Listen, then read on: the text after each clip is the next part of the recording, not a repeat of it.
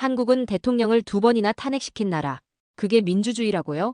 일본의 극우 유튜버가 한국을 비웃기 위해 만든 7분짜리 영상이 일본을 충격에 빠뜨렸습니다. 그런데 그 영상은 순식간에 조회수 500만 회를 돌파했지만 기대와는 달리 한국이 일본보다 훨씬 앞서 있다는 사실만 증명돼 버렸습니다. 극우 유튜버조차 내가 틀렸다라는 말을 꺼낼 수밖에 없던 그 장면들이 담긴 영상에는 대체 한국의 어떤 모습들이 담겨 있는 걸까요? 사연 시작 전에 구독과 좋아요 부탁드립니다. 제게 큰 힘이 됩니다. 저는 혐한 극우 유튜버 사카모토 타쿠야입니다. 극우 중에서도 제가 가장 대표적인 사람에 속하죠. 저는 한국이라는 나라가 일본 옆에 존재하는 것 자체가 싫습니다. 한국은 일본 없었으면 이렇게 성장하지 못했을 테니까요. 그런데 이런 제 생각이 산산조각 나버린 사건이 발생했습니다. 3개월 전 저는 한국의 대통령 탄핵 영상을 올렸습니다. 제목은 한국의 응원봉은 미개한 감정 폭동이었나? 였어요. 저는 카메라 앞에서 말했습니다. 한국의 응원봉 집회? 그건 민주주의가 아닙니다. 대통령 하나 몰아내기 위해 온 국민이 다 같이 분노쇼를 한 것일 뿐이죠. 그냥 저런 행동 자체가 일본보다 멍청하다는 걸 보여주는 겁니다, 여러분. 더 나아가 저는 이렇게 결론 내렸어요. 한국의 법도 결국 일본 법을 흉내낸 것이죠. 민주주의도 일본에게 배웠으면서 왜 일본에게 고개를 숙이지 않는지 이해가 가지 않습니다. 이 영상은 순식간에 조회수 200만을 넘겼고 계속해서 늘어났어요. 댓글은 제 말에 동의한다는 내용이 거의 전부였죠. 그런데 그 수많은 댓글 중에 하나가 제 눈에 들어왔습니다. 알렉스 브룩스라는 사람이었죠. 하버드 로스쿨 학생이라고 자기소개를 했습니다. 그는 이렇게 말하더군요. 당신의 영상에는 진짜 한국이 없습니다. 솔직히 말해서 이제는 일본이 한국의 모든 면에서 뒤처지고 있죠. 결국 그런 것에 대한 일본의 열등감 아닙니까? 저는 그 댓글을 보자마자 너무 화가 나서 곧바로 답변을 했습니다. 하버드생이 뭘 안다고 일본이 한국에 열등감이 있다는 겁니까? 제가 즉시 답글을 달았죠. 하버드에서 법을 배운다면서 정작 한국의 미개한 면을 왜 보지 못하는 거죠? 일본의 비판은 열등감이 아니라 큰 나라가 작은 나라를 걱정해주는 우려입니다. 이웃나라가 이성적인 판단을 하지 못하는 게 걱정되는 거죠. 알렉스는 바로 반박했습니다. 자신이 현재 서울중앙지법에서 인턴을 하고 있고 한국의 사법 시스템이 얼마나 체계적인지 일본은 모른다고 했죠. 오히려 일본 국민들은 너무 순종적이어서 기득권들이 하고 싶은 대로 하게 두는 사회이고 한국은 자주적이고 국민의식이 뛰어난 나라라고 했습니다. 저와 알렉스의 대화는 새로운 논쟁거리가 됐고 편이 나눠져 싸움이 일어났어요. 구독자들은 저를 응원했지만 알렉스 지지자들도 만만치 않았습니다. 특히 알렉스가 일본에서 2년간 살았다는 사실이 밝혀지면서 논쟁은 더 격해졌죠. 저는 잠을 설쳤습니다. 하버드생에게 일본이 한국보다 못한 나라라는 말을 들은 것에 화가 치밀었어요. 더 화가 난 건 그가 공개적으로 제 영상에 대고 말했다는 거예요. 마치 진짜 한국이 일본보다 우월한 것처럼 말이죠. 다음 날 저는 카메라를 켰습니다. 그리고 시청자들에게 공식적으로 발표했습니다. 여러분, 제가 직접 한국에 가겠습니다. 그 하버드생의 말이 얼마나 틀렸는지 제 눈으로 확인하고 오겠습니다. 젊은 청년이 알면 얼마나 알겠습니까? 민주주의, 법치, 일본 도움 없이는 할 수 없다는 걸 영상으로 찍어 오겠습니다. 구독자들은 이런 제 결정에 응원하며 한국의 실상을 파헤쳐 달라며 지지해줬어요. 드디어 누군가가 진실을 밝혀줄 거라고 기대한 것이죠. 이때까지만 해도 저는 의기양양했습니다. 자신감이 넘쳤고 한국의 숨겨진 모습들을 세상에 공개할 생각에 너무 신났습니다. 하지만 그때는 몰랐습니다. 이 여행이 제 인생을 완전히 바꿔놓을 거라는 걸요. 카메라 앞에서 한국으로 직접 가겠다고 발표한 이후에 저는 떠날 준비를 했습니다. 그런데 아무리 생각해도 하버드생 알렉스의 댓글이 머릿속을 떠나지 않았죠. 일본이 한국의 열등감을 느낀다. 이런 터무니없는 주장을 그냥 넘어갈 수 없었습니다. 짐을 싸면서도 손이 떨렸습니다. 분노 때문이었죠. 78만 구독자를 가진 일본 최고의 정치평론가인 제가 고작 27살 미국 애송이의 도발에 이렇게 흔들리다니. 하지만 이번 기회에 확실히 보여주겠다고 다짐했습니다. 여행 가방에 카메라 장비를 하나씩 넣으며 한국의 어떤 모습을 영상에 담을지 계획을 세웠습니다. 한국의 무질서한 거리, 감정적인 시민들, 후진적인 시스템을 낱낱이 기록해올 거라고요. 특히 그 하버드생이 자랑하던 한국 법원의 실체를 파헤치겠다고 결심했죠. 출발 당일 나리타 공항으로 향하는 차 안에서도 분노는 가라앉지 않았습니다. 30년 전 한국 기업과의 계약 파기로 큰 손해를 본 아버지의 모습이 떠올랐죠. 그때부터 우리 집안에선 한국을 절대 믿지 않았습니다. 비행기에 오르자 옆자리에 젊은 한국인이 앉았습니다. 조용히 책을 읽고 있더군요. 겉으로는 점잖은 척하지만 본성은 금방 드러날 거라고 생각했습니다. 이 시간에 비행이 끝나고 인천공항에 도착했습니다. 입국장으로 향하며 카메라를 꺼내들었죠. 이제부터가 진짜 시작이다. 한국의 허술한 시스템과 무질서한 모습을 전부 담아가겠다고 마음먹었습니다. 그런데 입국 심사대 앞에서 당황스러운 일이 벌어졌습니다. 자동 출입국 시스템이 너무 체계적이고 속도도 빨라서 너무 놀랐습니다. 대기 시간도 거의 없었고 직원들의 안내도 체계적이면서 친절했어요. 일본을 포함한 보통 국가들은 외국인들 입국 심사가 굉장히 느리고 안내도 잘 되어 있지 않습니다. 그런데 이 조그만 한국이 어떻게 이런 시스템을 정착시킨 건지 이해가 가지 않았어요. 수화물 찾는 곳에서도 마찬가지였습니다. 제 짐이 예상보다 훨씬 빨리 나왔고 세관 검사도 신속했죠. 다국어 안내 표지판이 곳곳에 있었고 공항 직원들은 능숙하게 외국어를 구사했습니다. 공항철도 플랫폼으로 내려가면서 계속 의아했습니다. 에스컬레이터에선 사람들이 한쪽으로 서서 급한 사람들을 위해 길을 비워뒀고 열차는 시간표대로 정확히 도착했죠. 서울역까지 가는 동안 창밖 풍경도 예상과 달랐습니다. 정돈된 아파트 단지, 깨끗한 도로, 체계적인 교통 시스템. 제가 준비해온 대본과는 전혀 맞지 않는 광경이었죠. 택시를 타고 강남의 호텔로 향하면서도 혼란스러웠습니다. 기사님들의 모습과 차량이 깔끔했고 카카오 택시로 누구나 쉽게 택시를 부를 수 있었죠. 이동하면서 본 서울의 거리는 현대적이고 깔끔했습니다. 호텔 체크인을 하면서 직원과 대화를 나눴는데 영어는 물론 일본어까지 유창하게 구사하더군요. 서비스 수준도 일본 최고급 호텔에 뒤지지 않았습니다. 방에 짐을 풀고 창밖을 내다봤습니다. 저 아래로 질서정연하게 움직이는 서울 시민들이 보였죠. 제가 예상했던 시끄럽고 혼란스러운 아시아 도시의 모습은 어디에도 없었습니다. 첫날 저녁 호텔 근처를 산책하며 본 한국은 충격 그 자체였습니다.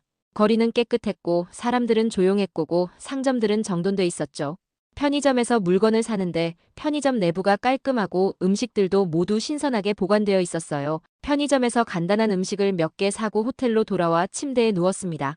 오늘 하루 동안 본 것들이 믿기지 않았죠. 이게 정말 내가 알던 한국인가? 30년간 쌓아온 믿음이 흔들리기 시작했습니다. 하지만 곧 고개를 저었습니다.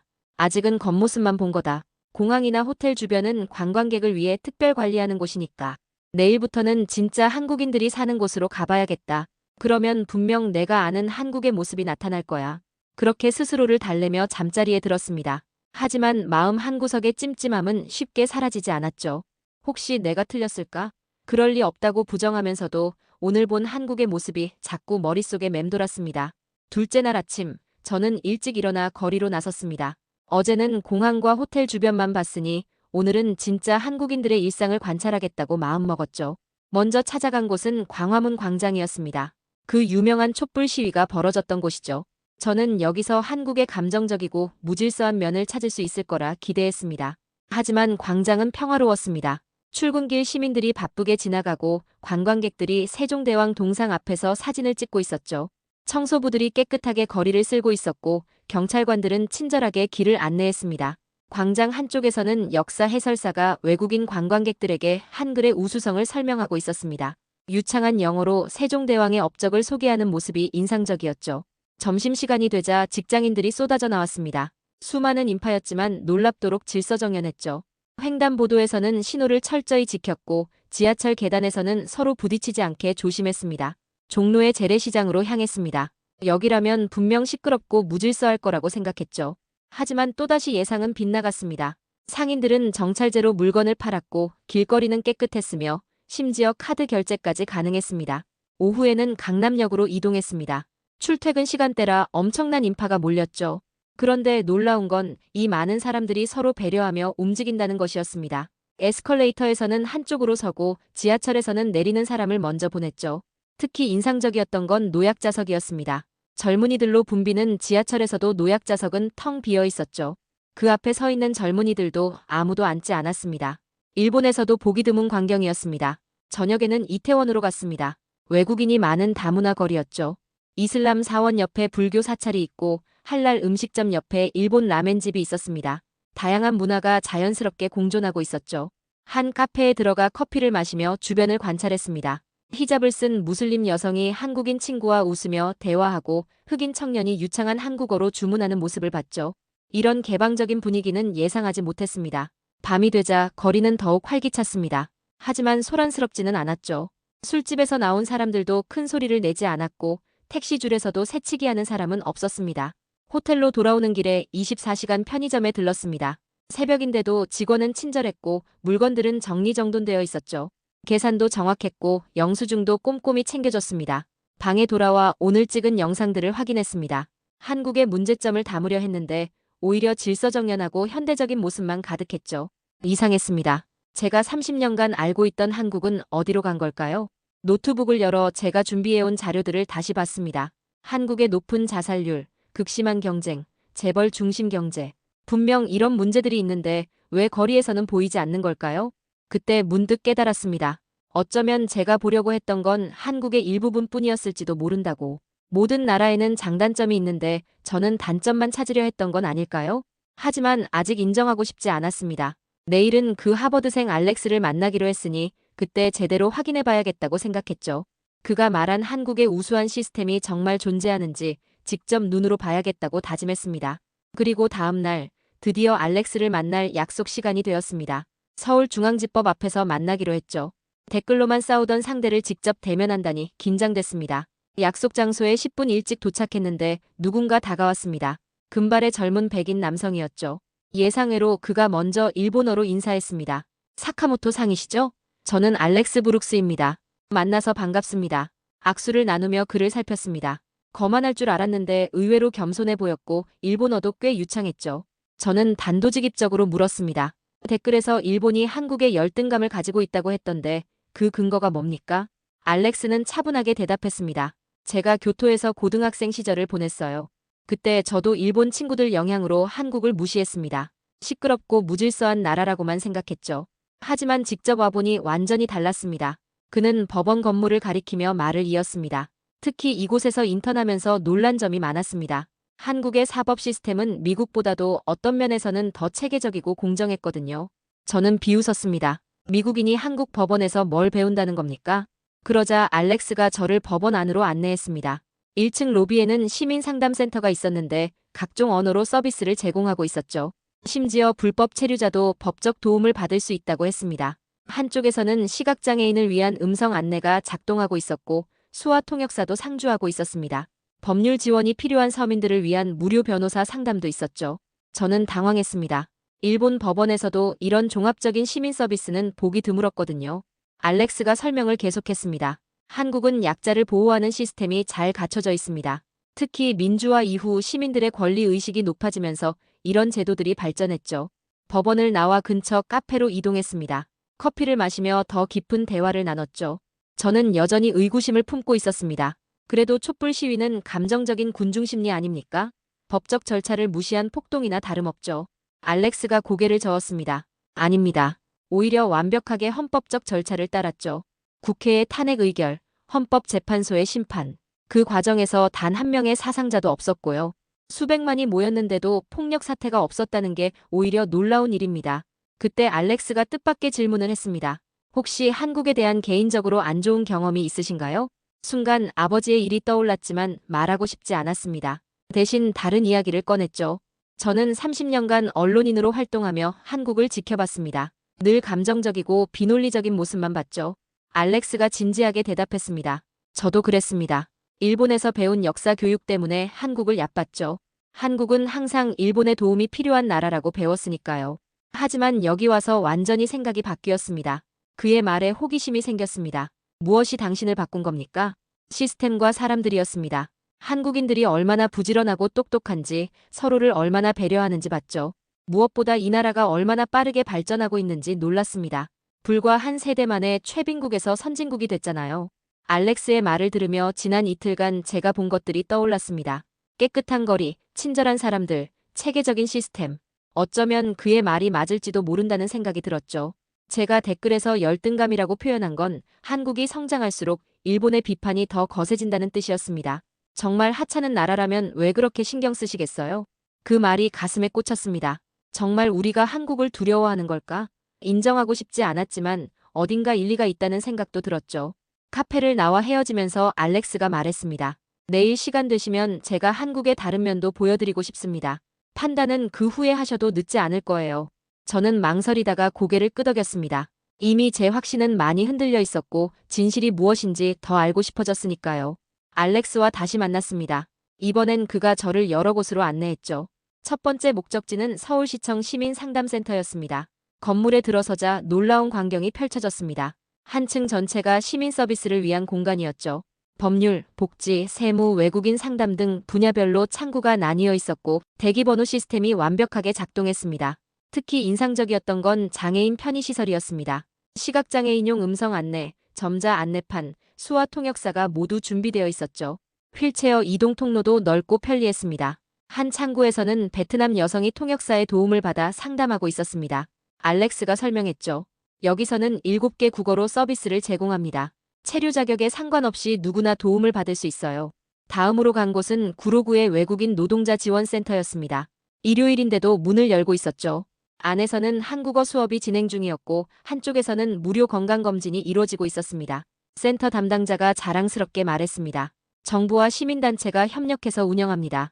의료, 법률, 교육 서비스를 모두 무료로 제공하죠. 작년에만 3만 명이 이용했어요. 한 파키스탄 출신 노동자가 다가와 이야기를 들려줬습니다. 5년 전 한국에 왔을 때는 말도 안 통하고 너무 힘들었어요. 하지만 이곳에서 한국어를 배우고 직업 훈련도 받았죠. 지금은 정식 직원으로 일하고 있습니다. 오후에는 성북구의 사회적 기업을 방문했습니다. 장애인들이 일하는 제과점이었는데 지역 주민들로 붐비고 있었죠. 품질도 일반 제과점 못지 않았습니다. 저녁 무렵 알렉스와 한강공원을 걸었습니다. 시민들이 여가를 즐기는 모습이 평화로웠죠. 그가 말했습니다. 한국이 완벽한 나라는 아닙니다. 여전히 많은 문제가 있죠.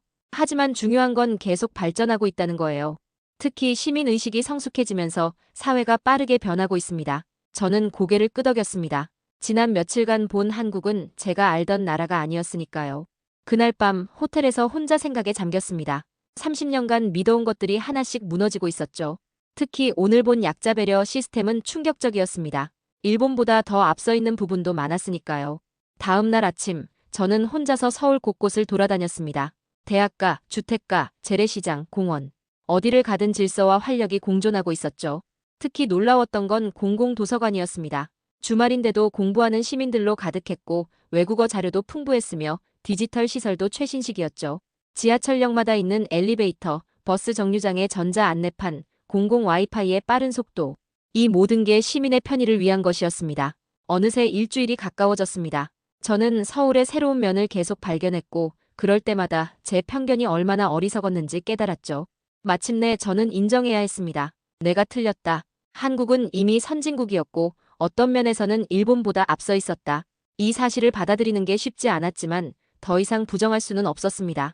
한국에서의 일주일째 아침, 저는 호텔방에서 깊은 고민에 빠졌습니다. 지금까지 찍은 영상들을 보니 제가 준비했던 비판 내용과는 정반대의 모습들 뿐이었죠.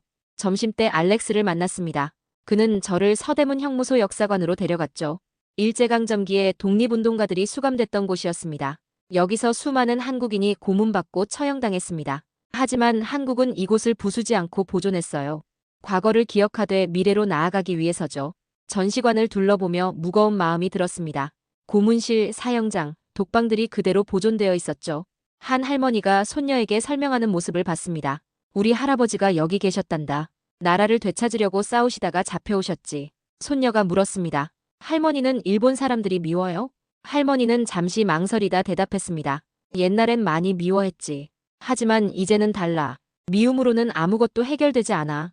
우리가 더 좋은 나라를 만드는 게 중요한 거야. 그 순간 제 가슴이 먹먹해졌습니다. 한국인들의 용서와 성숙함에 부끄러워졌죠. 그들은 아픈 과거를 딛고 미래를 향해 나아가고 있었습니다. 역사관을 나오며 알렉스가 말했습니다. 한국의 빠른 발전 비결을 아세요? 과거의 아픔을 원동력으로 삼았기 때문입니다. 차별받고 무시당한 경험이 있어서 약자를 보호하는 시스템을 만들었죠. 그날 저녁, 저는 홍대 거리를 걸었습니다. 젊은이들의 활기가 넘쳤지만 무질서하지 않았죠. 거리 공연을 하는 청년들, 그것을 즐기는 시민들, 모두가 서로를 존중하며 공존하고 있었습니다. 호텔로 돌아와 거울 앞에 섰습니다. 52세의 성공한 유튜버이자 전직 기자. 하지만 동시에 편견의 포로였던 사람. 그게 바로 저였습니다. 이게 선진국이 아니면 뭐가 선진국이지? 제 입에서 나온 말에 스스로도 놀랐습니다. 일주일 만에 제 생각이 완전히 바뀐 거죠. 아내에게 전화를 걸었습니다. 여보, 내가 완전히 틀렸어. 한국은 우리가 생각했던 그런 나라가 아니야. 아내가 차분하게 대답했습니다. 당신은 늘 고집이 강했지만 틀린 걸 인정할 줄 아는 사람이에요. 그게 당신의 장점이죠. 전화를 끊고 노트북을 열었습니다. 새로운 영상을 준비하기 시작했죠. 이번엔 완전히 다른 내용이었습니다. 제목은 이렇게 정했습니다. 내가 틀렸다. 한국은 이미 선진국이었다. 하지만 아직 업로드할 용기가 나지 않았습니다. 78만 구독자들이 어떻게 반응할지 두려웠죠. 그때 알렉스에게서 메시지가 왔습니다. 내일 마지막으로 보여드리고 싶은 곳이 있습니다. 꼭 오세요. 다음날 알렉스가 저를 데려간 곳은 뜻밖에도 작은 동네 도서관이었습니다. 왜 여길 보여주려는지 의아했죠. 도서관 안으로 들어가자 놀라운 광경이 펼쳐졌습니다. 평일 오전인데도 사람들로 가득했죠. 노인들은 신문을 읽고 주부들은 육아 서적을 보고 학생들은 공부에 열중하고 있었습니다. 특히 인상적이었던 건 다문화 가정을 위한 코너였습니다. 각국 언어로 된 책들과 한국어 학습 자료가 가득했죠. 한 베트남 엄마가 아이에게 한국어 동화책을 읽어주는 모습이 보였습니다. 알렉스가 설명했습니다. 이런 작은 도서관이 서울시에만 1000개가 넘습니다. 지식과 문화를 모든 시민과 나누려는 거죠. 계층이나 국적에 상관없이요. 도서관을 나와 마지막으로 들른 곳은 시민청이었습니다. 시민들의 다양한 활동이 이루어지는 공간이었죠. 토론회, 전시회, 공연이 동시에 진행되고 있었습니다. 한쪽에서는 외국인 주민들이 한국 전통 공예를 배우고 있었고 다른 쪽에서는 시민들이 도시 계획에 대해 토론하고 있었죠. 진정한 참여 민주주의의 현장이었습니다. 공항으로 향하는 택시 안에서 알렉스가 마지막으로 말했습니다. 완벽한 나라는 없습니다. 한국도 마찬가지죠. 하지만 중요한 건 방향성입니다. 한국은 더 나은 사회를 향해 계속 나아가고 있어요. 인천공항에 도착해 알렉스와 작별 인사를 나눴습니다. 악수를 하며 그가 말했죠. 사카모토 상의 용기에 감사합니다. 직접 와서 보고 판단하셨으니까요. 이제 어떻게 하실 건가요? 저는 잠시 망설이다 대답했습니다. 진실을 말해야겠죠. 제가 틀렸다고요. 도쿄로 돌아오는 비행기 안에서 지난 일주일을 되돌아봤습니다. 혐오에서 시작해 이해로, 편견에서 존경으로 변한 여정이었죠. 집에 도착하자마자 작업실로 향했습니다. 제가 만든 수백 개의 혐한 영상들을 하나씩 확인했죠. 이제는 그것들이 얼마나 왜곡되고 편파적이었는지 명확히 보였습니다. 저는 모든 혐한 영상을 비공개로 전환했습니다. 그리고 카메라 앞에 앉았죠. 심호흡을 하고 녹화 버튼을 눌렀습니다. 안녕하세요. 사카모토 타쿠야입니다.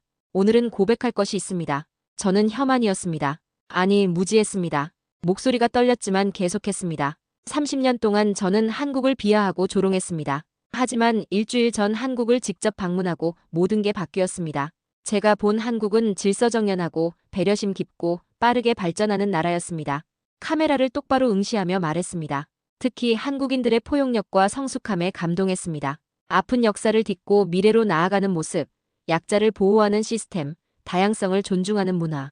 이것이 진정한 선진국의 모습이었습니다. 목이 메어왔지만 끝까지 말했습니다. 저는 사과하고 싶습니다. 제 무지와 편견으로 상처받은 모든 한국인들에게요. 그리고 저처럼 아직도 편견에 갇혀있는 일본인들에게 말합니다. 직접 가서 보세요. 진짜 한국을요. 영상 제목은 나는 혐한이었다. 하지만 이제는 아니다로 정했습니다. 새벽까지 편집을 했습니다. 한국에서 찍은 영상들을 하나씩 넣으며 제 변화 과정을 보여줬죠. 깨끗한 거리, 친절한 사람들, 체계적인 시스템. 모든 게 제 편견이 틀렸다는 증거였습니다. 업로드 버튼을 누르기 전 잠시 망설였습니다. 이 영상을 올리면 제 커리어가 끝날지도 모릅니다. 하지만 진실을 말해야 했죠. 클릭. 이제 돌이킬 수 없었습니다. 영상을 올린 다음날 아침, 제 채널은 난리가 났습니다.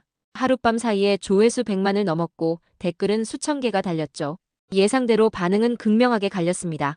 많은 구독자가 실망했다며 구독을 취소했고 배신자라는 비난도 쏟아졌습니다. 하지만 동시에 응원하는 댓글도 많았죠.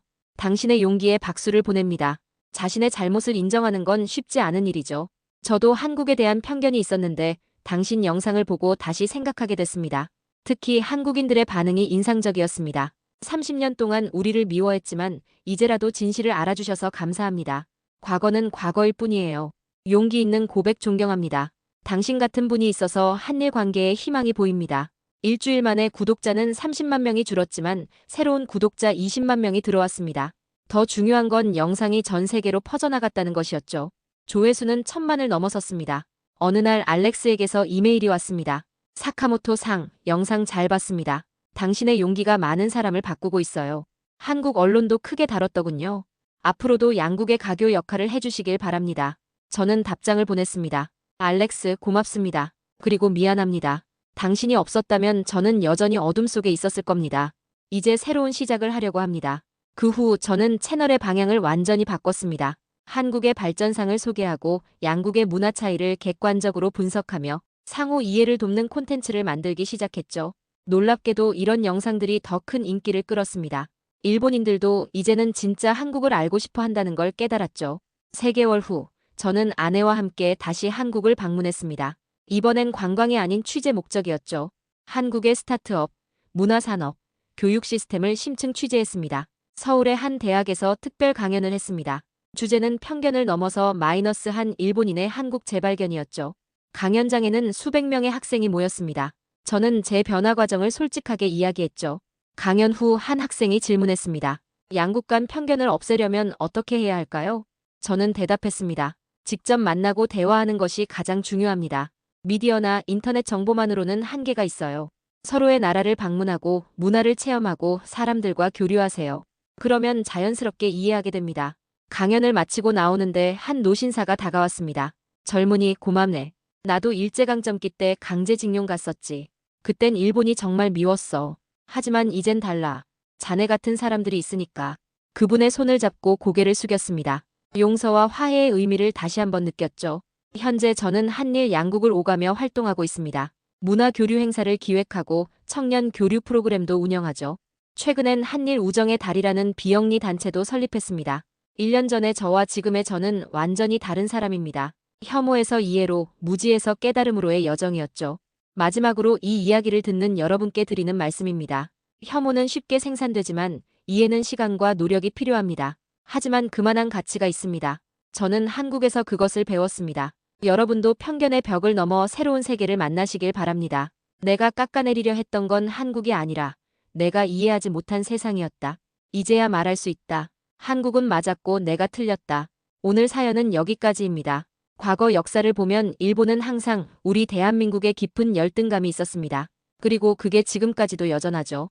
그럴수록 우리는 더 의연하게 대처해 나가면 될 것 같습니다. 오늘 사연이 재밌으셨다면 구독과 좋아요 부탁드립니다. 감사합니다.